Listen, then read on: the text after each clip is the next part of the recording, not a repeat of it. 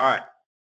Zoe, you're in Massachusetts, and it looks like you got a house that's the asking price is 1.5, but you don't give me a clue what the real ARV is. I haven't And done the homework for that. if I don't know what the ARV is, how am I gonna go anywhere from here? Oh, the area is ARV, after repaired value. Oh, there's no repair needed. It's in perfect condition according to the seller.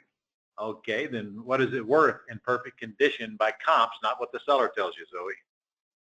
I just looked If I don't, at if I don't know the ARV, hun, there's nothing I can do. You never, ever, ever, ever can make an offer on or even accept an offer from the seller on a house you have no clue what it's worth. So you're going to have to do a little homework and find out what the thing is really worth, not what the seller tells you. Especially on houses that are priced at 1.5 million. Sometimes the seller is correct, sometimes they're low, and sometimes they're in la-la land. That's the first thing I want to know. For example, what if we find out that the house is only worth 1.3 million? Do you lose interest in it all of a sudden? I would, because the seller is just trying to sell a house for more than what it's worth, looking for a greater fool, and I'm not that greater fool. Yeah. So I'd have to know the ARV. Now, they did indicate that they'd take owner financing, and you did find out that she'd sell it with a $60,000 down payment and $5,000 a month. Right. The wife is interested in the owner financing. Right. The husband is pretty greedy. Well, don't try to psychoanalyze the husband or the wife. What our job here is to find out what they want, what terms they will discuss, and you found that out here. Now it's a matter of getting this to a conclusion and then either accepting their offer or counter it or kill the deal. So we got to start with, we got to find the ARV. Then $60,000 is certainly a reasonable down payment for $1.5 million house. And I might even be able to live with that $60,000 down because I could put it under contract and go find somebody that'll give me $100,000 down and make me a quick 40. And $100,000 down on a $1.5 million house is a very small down payment. Very small down payment. I have a question. Are you talking about the ACT assignment deals? So personally, I don't need to pay it down right now. I didn't expect you to put the down payment at 60 grand. I'm trying to tell you, Zoe, you've got to get it under contract on terms, and then you go out into the market and see what the market will bring you. And until you know that answer, you don't know whether you're going to stay in it or not. I wouldn't expect you to close on it and have to write a check for 60 grand. In this case, if you cannot get the down payment down, then you just tell the seller, let's write it up. I'm going to go see what my market will bring. And if I find somebody to put in the house that I like that can get us cashed out here in the not too distant future, I'll take it. If not, then we won't close. The seller has nothing to lose except a little bit of time. They get full price for their house. They have no closing costs. When we do find the person to put in it, they get that $5K a month. They don't have to do any repairs on the house during that process. So it's just a delayed cash out. So if you have not been trained on that, then you probably won't pull that off. But I can't tell whether you've got a deal here or not until I figure out what this ARV is. And right. Because if the ARV is even 1.6, I like this deal. If the ARV is 1.5, I can probably still get by with it because I can raise the price and cover my down payment on terms, my profit, if you know what I mean. But if the ARV is 1.3, then I'm chasing rainbows. If the ARV is 1.3, anybody can go on the internet and look it up and see that the house is grossly overpriced. So again, we got to do that homework first, and then if we like the number we get there, then we just got to work on that down payment, and you got to make it a killer deal here. Let me just show you what would happen.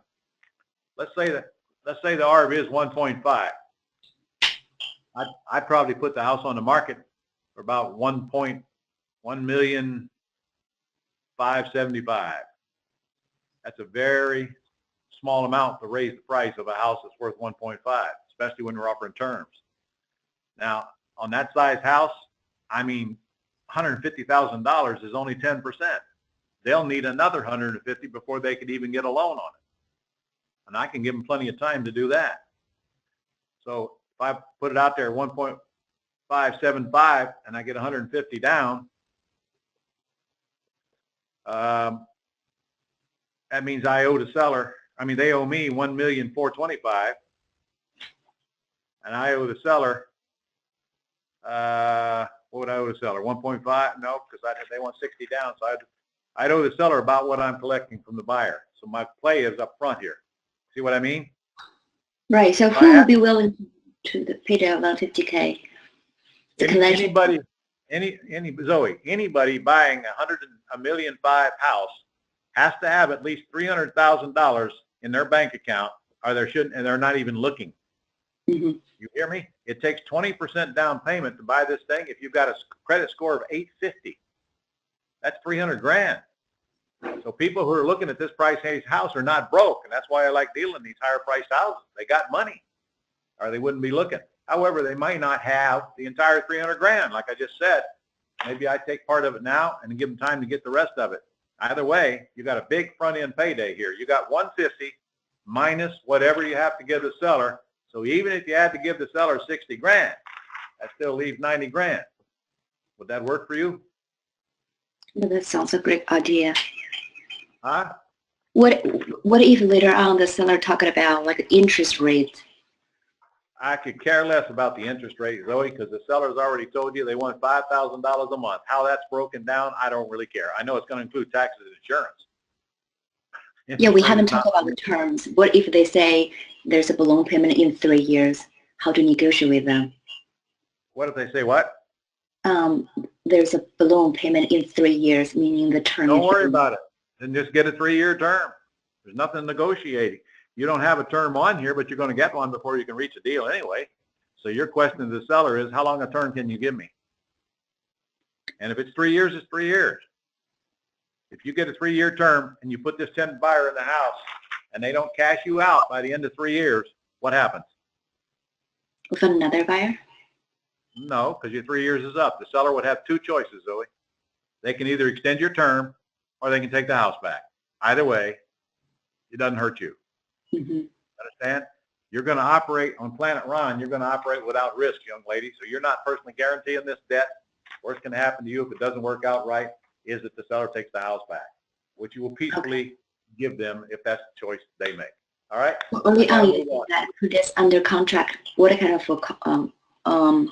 document do I need? You need a purchase and sale agreement. And that's it? Which you can get right off the Gold Club site. Yeah, that's it. And also, first you got to come to agreement on terms. Now listen to me, don't forget the part about where you need to figure out what the real ARV is before you move forward, period. How much would be the closing cost? I don't know. You didn't even tell me what state you live in. Massachusetts. I don't know what Massachusetts closing costs are. You can ask any title company or any attorney or any realtor and get those answers. Okay. All right. I got to move on, huh? Thank you, Ron. You're welcome. All right. What's we got here next? Sherry Treza. Emily. And we're moving to New Mexico. I'm trying to unmute her, Ron. All right. There she goes. Okay, Can you hear me? We're going. Sherry? Hi, Ron. Hey. So we're going from a $1.5 million house to a $126,000 one. That's quite a jump downward, girl. Well, that's the asking price. I know. I was just kidding you. All right. Okay. So they're asking 126, and you, by the way, I looked up your ARV just for the heck of it, and you are almost dead on. That ARV is pretty much right exactly what it is, about 160 to 165. Okay? Yes. So they owe 86, payment of 880, and they're asking 126, and they said yes to a lease purchase. Did you ask them the conversion question to owner financing? Yes, they're agreed to owner financing. All right. However, it looks like they want $40,000 down. Yes. Well, so she needs. Yeah, well, if she wants all of her money up front's what she wants, because she owes 86, so she wants all of her money. It's how she got to 126. Not going to happen. Not going to happen. So she's either going to come off of that and sell it to you with little or nothing down, or you don't have a deal. It's just simple. This appears like it's just another seller wanting to cash out. Now, I do see that she's an elderly lady who needs to sell. Right. Okay? But if what's this down here? She's got a tenant in it? Tenant Yes. So she Oh. lives in Florida. And the tenant actually has a real estate contract with her. A real estate what? Real estate contract. Well, I don't know what so- that means. Does that mean the tenant has a contract to buy the house? Yes. However, Mm-hmm. they haven't made a payment in almost a year. So I helped her get a lawyer, and they've already Okay. started the proceedings to evict him. All right. Well, here's what I want you to do. You kind of got the seller in a great position here, Sherry. But you gotta get mean here now. So here's what I want you to do. I want you to get a hold of the seller and say, listen, I will give you your 126, but I will buy it with nothing down. I will pay your closing costs, and I'll give you the $880 a month that you want, PITI. I'm going to want a 5-year term, and I'll take on the tenant and all the responsibilities thereof of moving the tenant. You hear me? Yes. Repeat that offer back to me. So I will buy your house with nothing down. I'll pay your $800, and I need a 5-year term. Yes? And I'll pay closing costs. And I'll pay closing costs. Yes. And you probably want to work on that presentation a little bit, Sherry. I got feedback, so it's hard to talk. Well, turn whatever's feeding back off. I don't know why it is. Here's how I would present it one more time. The seller, look, here's what I can do. I'll buy your house and give you the 126. My attorney will create a mortgage back to you on a 5-year term that will pay you the $880 a month to cover your outgo. And I will pay all your closing costs, but I will not put up a down payment. Okay. And I'll close next week, and I'll take on all the responsibilities of this tenant, so you don't have to worry about it anymore. Got it? Okay. Now you're going to put that in the form of an email, Sherry, not a contract. Okay. An email. All right. You get that to the seller, and then you follow up. And if she says no, well, you call me if things change, and that's where you're going to leave it. I don't think she's going to accept it. I don't care what you think. You hear me? I don't care what you think. All you know is what she's told you, and I can promise you from a lot of years of experience that might be nowhere near what she really thinks. How will you ever know what she thinks? Answer, make her an offer, let her respond. Until she does, you know nothing. Besides, how much does it cost, Sherry? Nothing. Okay, so what do you got to lose? Nothing. You got it. What do you got to gain? $40,000. Well, no. Let's just take a look at what you will. Well, if you get this house, you think it's worth in the 160s, 161. So you're going to lease option it out to a tenant buyer for what? 169.9? Right. Say yes. Okay. Yes. What's the least you think you would take down on that? 20,000. I agree. Okay. So that means they owe you 170. They owe you 150. You owe out 126. Got it? So you got 24 coming on the back end and 20 on the front end. And then look at that beautiful payment. You only owe out $880 a month. What do you think this thing will rent for? Maybe $1,400? About 1,200. All right, but it's a lease purchase. You get more on lease purchases. Whatever that number is, that's about $520 or whatever per month, positive cash flow. Tenant buyer's doing the repairs. You already had 20, and you're owed more on the back end. Plus, you own the house. You get to depreciate it, and sooner or later they'll cash you out, or not. You got 5 years to collect that money every single month. And if the tenant moves out, you get to go do this again and collect another 20 grand or so. Okay, this is just an ordinary, everyday bread and butter deal, but here's the mistake I do not want you to make. You cannot get hung up on that 40 grand and make the seller's problem your problem. I want you to look at it from the seller's point of view, Sherry. She's getting rid of the house. She's getting rid of the tenant. She's getting rid of the lawsuit. She's getting rid of the payment. And she's elderly. Let her decide what's best for her and quit trying to talk yourself out. Okay. Got it? All right. And I want to know what happens when you do. Okay. All right? Make it work. Okay, thank you. I'm assuming you do not have a mentor. Is that correct? I did. Well, this would be a good time to have one by your side so they can call the seller and make that call for you and pave the way for you to just go out to the house and get a contract signed, or not. So I have a question on the contract with the lawyer. Are you talking a real estate contract? Purchase and sale agreement.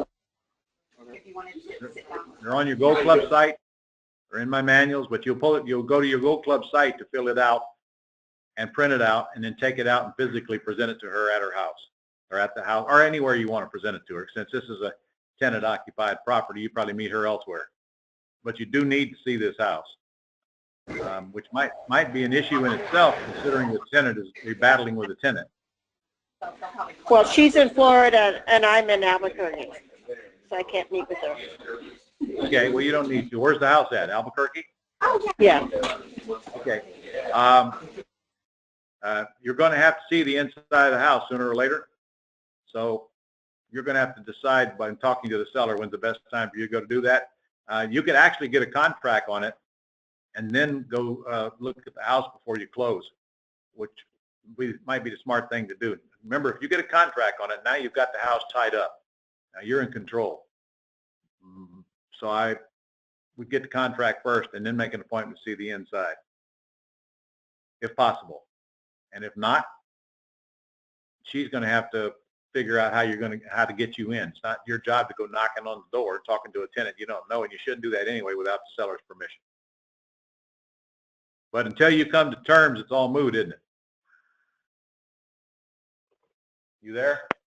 Yeah, Ron, I muted her because of her background. Oh, okay. All right. Anyway, I think you got the message. So let me know what happened. All right. Sharon Collins, would you get her on there, Emily? Okay, I don't find a Sharon Collins unless she's logged in as someone else. All right. Well, Sharon, I'm just going to talk and assume you're listening then.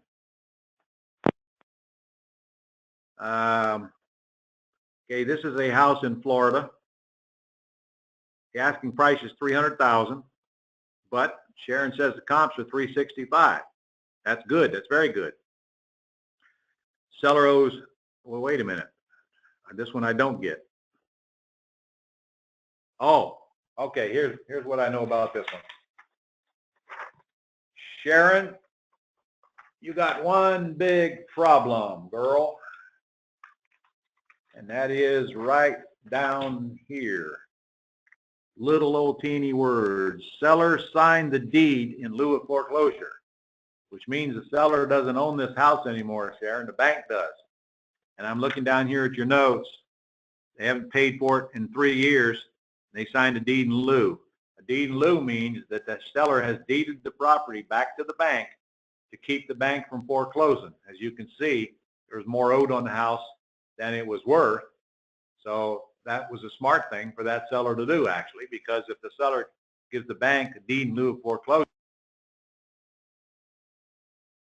that they would have here between these two numbers.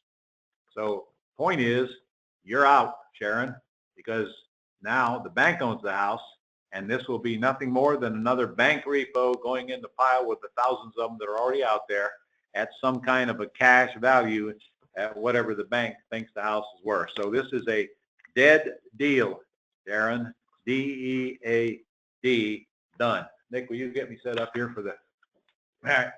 While Nick's getting me set up here, I want to talk to you guys about an upcoming summit where we're going to screen the heck out of these deals.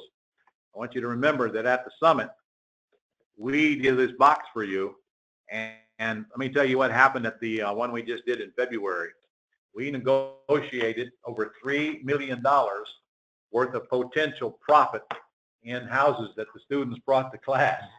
I don't know how many deals that was, but what goes on there is that all of our mentors are there, and they literally spend several days calling all the leads that you guys bring in and see how many deals we can turn up during that time. And literally, we created several $1 million worth of them at the last one alone.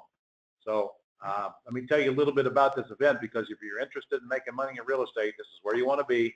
And yes, it's going to be in Las Vegas. So what happens in Vegas does not stay in Vegas. That's a myth. Mark down these dates, June 27th through July 1st. Very important dates for you to put on your calendar and join us.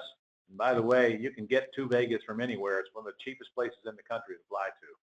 It's our Great American Real Estate Summit. We're going to have it at a beautiful, beautiful hotel.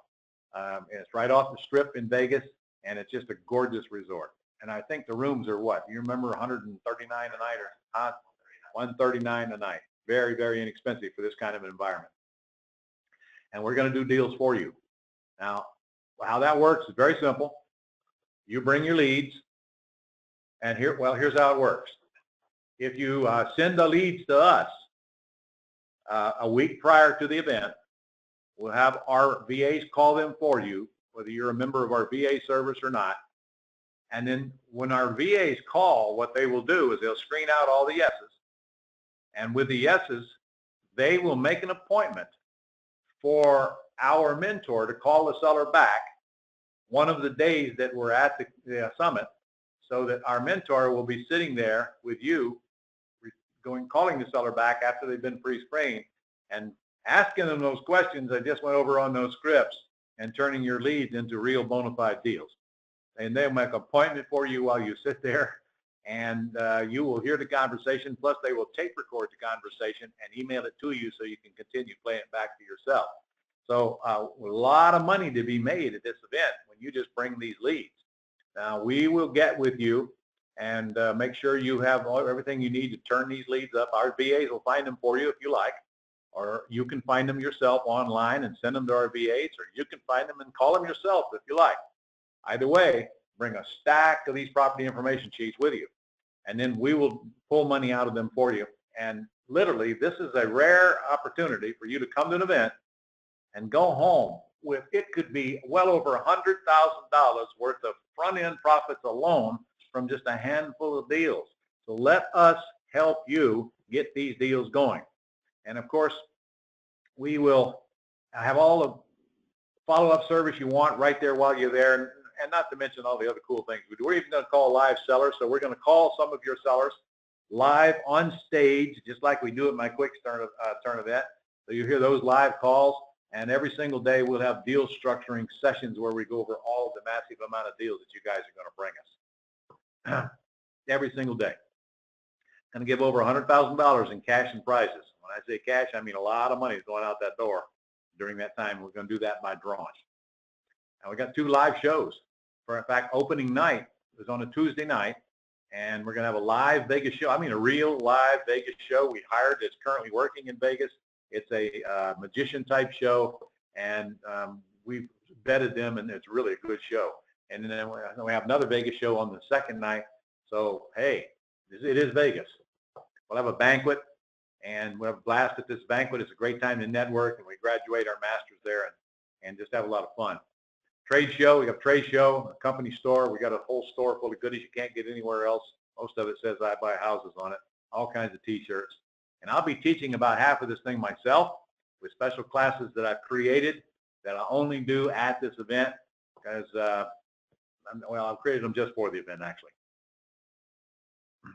We're going to do a charity auction again, and they're going to publicly humiliate me. And when we did February, we actually took a polar plunge. They took me out into the ocean in February, and we must have been 100 of us all jumped in the ocean. But this time, they're going to run a dunking tank and make me sit in the dunking tank while you throw balls and stuff at me to publicly humiliate me, all to raise money for K9 for Warriors, which is a charity we are supporting at this event. Very inexpensive. It's $797 per person and $197 per guest, but if you can sign up right now without risk, you can get in for $197 per person and $100 per guest. Tell me something. Where would you be better off being last weekend of June than with us in Las Vegas, especially for this price? My friend, we're going to spend more than that on you while you're there. You get $2,000 worth of gift certificates as you check in. We'll spend that on you on food and coffee. So we're just trying to recover our costs, but you're going to have to get registered right away to get this price, because we are about to even go up on this. We're going to raise the price $100 by this time next week. So get in right now. And when you arrive, I'm also going to give you my brand new time management course that has not been released yet. It's a 2-day boot camp that we had here in Jacksonville, and this is a killer course if you're interested in taking back your life, keeping your promises, have other people keep them to you, not have minutia control everything you do. And I got to be honest with you, I've seen so many businesses go down because the owner is just hell-bent on living a life of minutia. I have several businesses myself, but one of the things I have to guard against the most is getting caught in a minutia trap. And it's nice to have a system to where you can get a whole lot done and have other people attracted to you because you actually do what you say. Very important course right here, and I'm going to hand you that as you walk in the door. That's a $997 gift that I'll be happy to give you. You got up to the 31st of May to cancel, so there's no big commitment deal here. I want you to sign up and get your hotel registered. As soon as you sign up, we'll send you the confirmation information. Hotel is getting to the point to where we're in danger of not having enough rooms, especially at that price in Vegas. So we'll get you that information. You can sign up right away and get your airfare booked if you're going to drive. So go to RES, that stands for Real Estate Summit, 2017.com/deals, or you can call our office called Delia at 800-567-6128. And I'll also say again, if you're interested in discussing getting a mentor to guide you through these deals and ensure you get checks, you can call that same number down there, 800-567-6128, and you'll have a discussion with one of our experts on that subject. And we got all kinds of financing for you, so don't worry about that. You get a discount for prepaying. You get some bonuses when you sign up for it. If you call this number right now, they're going to be available for you the next 60 minutes. So call in right away, whether you want to register for the summit or you want to talk about mentoring.